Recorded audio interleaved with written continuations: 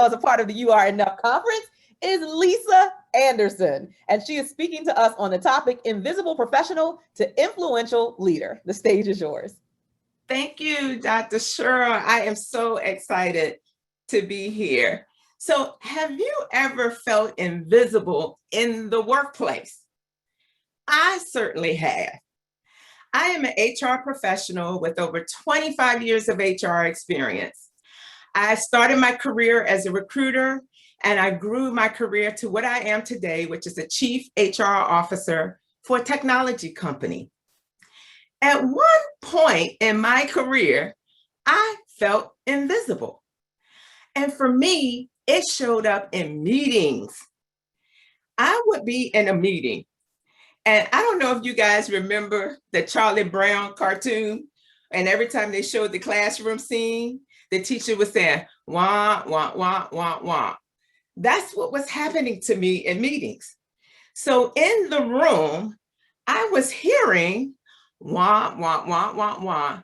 But in my head, I was having a full out meeting. So if John was to make a point in my head, I would say, great point, John. But what about A, B, and C? All of that was happening in my head and not coming out of my mouth. How many of you have felt invisible? Type in the chat room or chat box, invisible. Well, you teach people how to treat you based on your behavior. And so me sitting in meetings quiet, I was teaching my colleagues from their perspective, one, she has nothing to say, she has no value to add, and she has nothing to contribute. And so at that point, what started to happen? They started to ignore me. I had officially become an invisible professional until one day. Until one day, I had an experience that changed my entire trajectory. I was in a meeting, the same meeting I had been exhibiting quiet behavior. The meeting was over, everybody was packing up to leave, and I packed my things up and I started walking down the hall, heading back to my office. And as I'm walking down the hall, a voice whispered in my ear, "It is not a mistake." I stopped, I turned around to look to see who was behind me, and no one was there. I immediately got to my office, I closed the door, and I sat down at my desk. And the voice whispered in my ear again, "It is not a mistake you're in the room. Take care of my people." Y'all, well, what you don't know is the meeting I had just come out of, we had made a business decision to close one of our business lines. That decision was going to impact 100 employees and their families. When I thought about that thing, I just got quiet and I went into prayer. And in my prayer, I started to rebuke myself, because how dare I sit in a meeting quiet when 100 employees and their families are about to be impacted by a decision we just made. And as the top HR leader in that room, how dare I sit in that meeting quiet? I continued to pray, and I gave myself permission to forgive myself for that behavior. And as I came out of prayer, I went into action. I started to put together my agenda. I had questions. I started to write down my questions. I had recommendations. The next meeting, I showed up. I came in the room.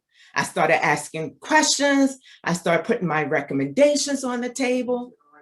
The look on my colleagues' faces was like, who is this? This is not the same person we've been experiencing in meetings. Who is this? And the look on my face was, oh yeah, it's Lisa and it's a new day. So I want to share with you 3 tips for transforming from an invisible professional to an influential leader. Tip number 1, discover your why. Why did you go into your career field? Why do you do what you do? Why did your profession choose you? I knew why I went into HR. I went into HR to help people. But clearly, I had disconnected from my why. If I'm sitting quiet in meetings, I'm not connected to my why. And I don't remember the experience. I don't remember what happened, but clearly I had disconnected from my why. And that voice that whispered in my ear, that was the voice of God reminding me of my why. Take care of my people. It is not a mistake you're in the room. Take care of my people. Get it together. That's what he said, get it together. Tip number 2, get clarity on your top 3 values. Now, this is a hard exercise because we all live by a series of values, but I'm asking you in this tip to get clarity on your top 3 values. Now, one of my top values is connection with people. And me sitting quiet in meetings, I wasn't connecting with anybody. I was connected to the voices in my head. So once you get clarity on those top 3 values, the next question to ask yourself is, am I honoring those values, those top 3 values? Am I honoring? Am I in alignment with those top 3 values? And you will know when you're not in alignment or when you're not honoring your top values, because it will become very uncomfortable for you. I was very uncomfortable sitting in those meetings quiet. Tip number 3, establish your personal leadership brand. Now, I get pushback on this tip sometimes when I'm working with my women clients, because all of the women that I work with, all of them are not people leaders. And so I had one person say to me, oh, Lisa, I don't need a brand. I don't need a brand. I don't manage people. I don't have any direct reports. That's not true. We all have a brand, whether you like it or not, whether you know it or not.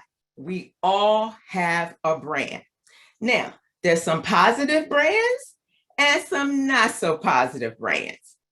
A positive brand can look like, where is Jessica? We're about to start a meeting, and Jessica, we need her in the room. We need her perspective. We need her in the room. Where is somebody go get Jessica? We're not starting the meeting. That's a positive brand. A not so positive brand can look like, where is Jessica? Why is she late to every single meeting? Somebody go find Jessica. Why is she late? So, what are people saying about you when you're not in the room? And we cannot leave our brand up for chance. You have to be strategic and intentional about building your leadership brand. Me sitting quiet in meetings, that was a tarnish against my brand. So in closing, there are too many talented women not walking in our lane of brilliance in corporate America. Our confidence is shattered. We've been pushed down, drop kicked, and we're tired. And I so get that. But I want to encourage you today. If you've been feeling invisible, you can change that trajectory. I love the quote by Brene Brown that says, authenticity is the daily practice of letting go who we think we're supposed to be and embracing who we are. So it's time. It's time to show up as your true, authentic self, because you are enough. It's time to discover or rediscover your why, because you are enough. It's time to get clarity on your top 3 values, because you are enough. It's time to get strategic and intentional about building your leadership brand, because you are enough. It's time. We're waiting on you. Thank you. I'm Lisa Anderson of Positively in Pursuit. In addition to being a Chief HR Officer, I do have Positively in Pursuit, where I work with women. Thank you so much, Dr. Cheryl. Wow, was that juicy or what? I'm just saying, for all of y'all leadership geeks, just go ahead and type geeking, because I know you geeking off of that presentation, because that was